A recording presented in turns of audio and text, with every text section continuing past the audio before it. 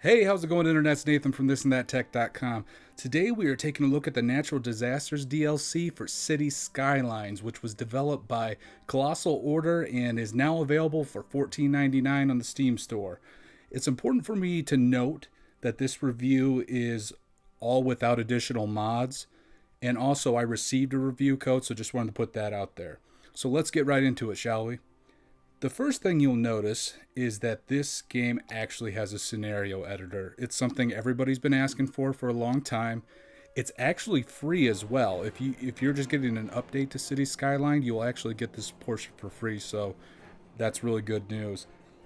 With the scenario editor, you can create game objectives, place specific disasters or triggers on a saved map, which could make for some unique experiences, and you can even share those scenarios on the Steam Workshop. So that's especially useful if you have a god complex and you want to destroy a lot of things. Next, we have the radio, which again is free for those who just have the base game. It's honestly been a long time coming for City Skylines. Before, the easiest method was to just play your music in the background, but honestly, that's not very intuitive.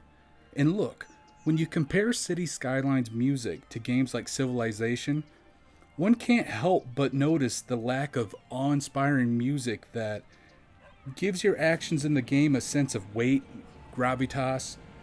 We just need something that evokes emotion. Thankfully, that's not a problem anymore, especially when you hear Crusader Kings and Europa Universalis, tracks creating that ambiance that was sorely missing. See, look at that. I built a carousel park in a botanical garden, and with that background music, I feel like a badass purveyor of happiness conquering the lands on my noble steed. There are 4 radio stations in all. You have City Skylines, which is the regular gameplay music, Cities Radio, which appears to be Paradox Interactive titles. The list is somewhat anemic right now. I've noticed a lot of songs repeat, but I'm hoping they add more to that. But they're quite good. Classical music for a jaunty vibe, if you will, and Gold FM that has more mainstream songs on it, usually covers.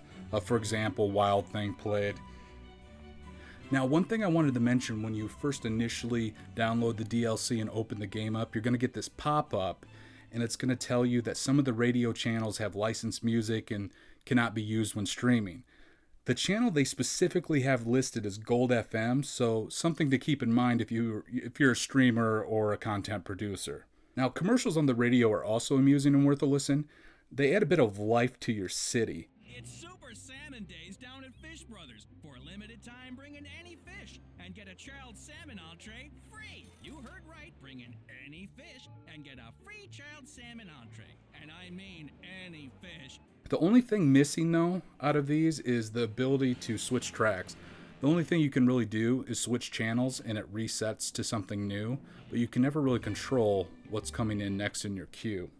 It's important to also note that the radio is intuitive enough that an emergency broadcast, which I'm going to get into more later, will interrupt your radio programming and seamlessly warn you of an impending disaster, and then also seamlessly transition back to your music without missing a beat. I fully expect some clever modders out there that add the ability to play their own music collection directly in game. That's going to take it to another level. Who knows, maybe we'll even see integration with Spotify, Pandora, Google Music, etc. All in all, a noteworthy addition to City Skylines that adds to the replayability factor. And, like I said earlier, it's free for everybody.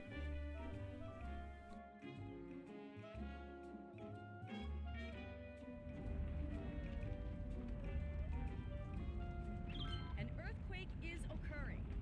Don't panic and wait for help if you are in the affected area.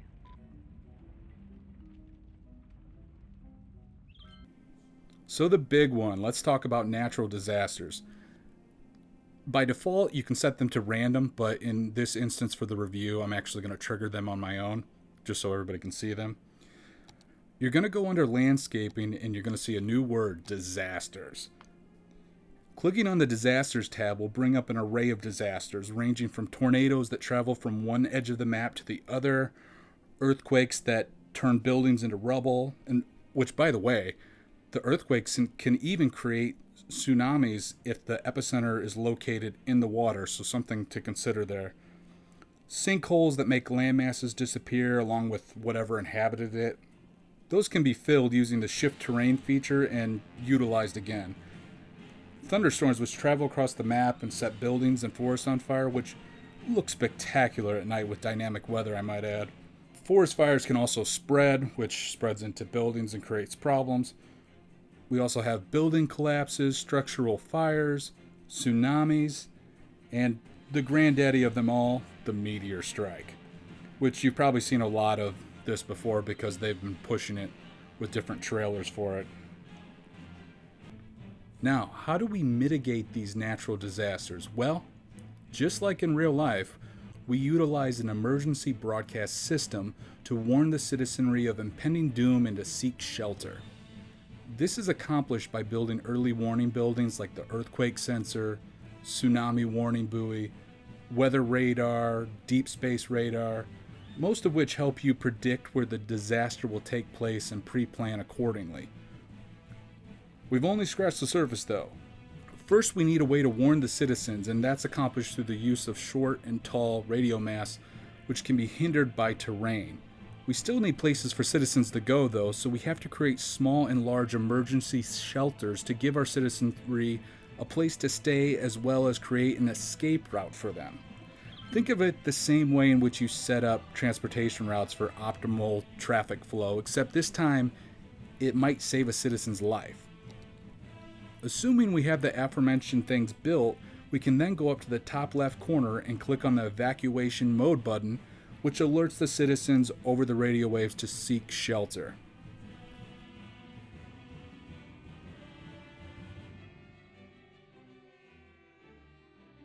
Is this completely foolproof? Absolutely not. Life will be lost and some will even end up trapped and unable to make it to a shelter without a disaster response unit. This building sends out helicopters and trucks to clean up debris and rescue survivors. After the disaster has subsided, any homeless survivors can stay in the shelter until they find new housing. So you're essentially ensuring against massive population loss. Immediately, if any is available. So it's time to see some disasters, baby. The tornadoes are definitely one of my favorite and arguably the most devastating. Immediately, if any is available.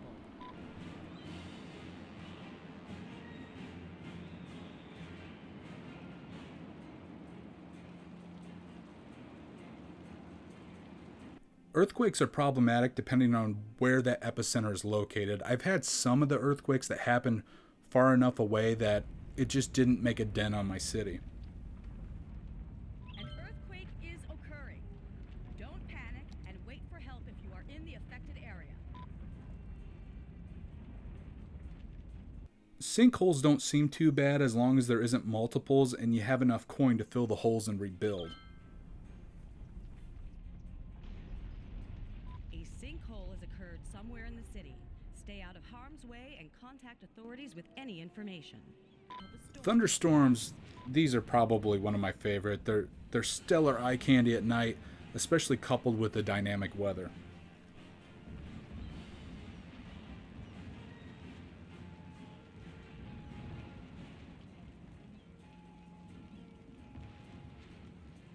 Forest fires can create havoc if you're unprepared for them. Fire watch towers are the way to go here. They're rather helpful. Forested areas.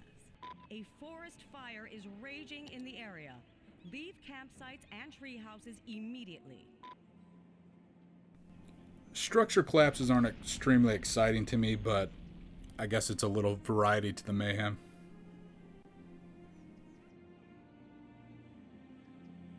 The tsunami looks devastating and maybe even competes with tornadoes for favorite natural disaster, if that should even be a category. The Coast Guard is warning of a tsunami approaching the area.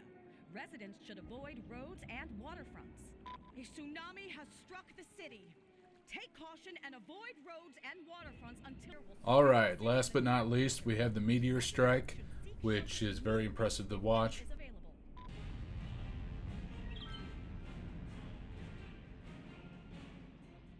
A meteor strike has occurred. So what's the verdict here? The scenario editor and radio stations are actually free updates, so really your $14.99 is going to the natural disasters and catastrophe management buildings like radar, radio towers, etc.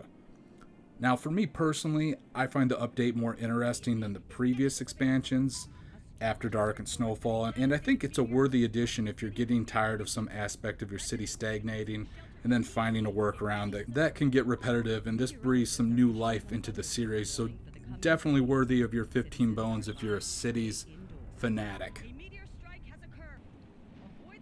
Alright, that's the end of the review. If you liked or disliked it, feel free to click that button and leave a comment in the box down below. If you're feeling extra adventurous, maybe click subscribe, follow me on one of my social media links, or use my Amazon affiliate link. That always helps me out as well. Thanks for watching, everybody. Have a good one.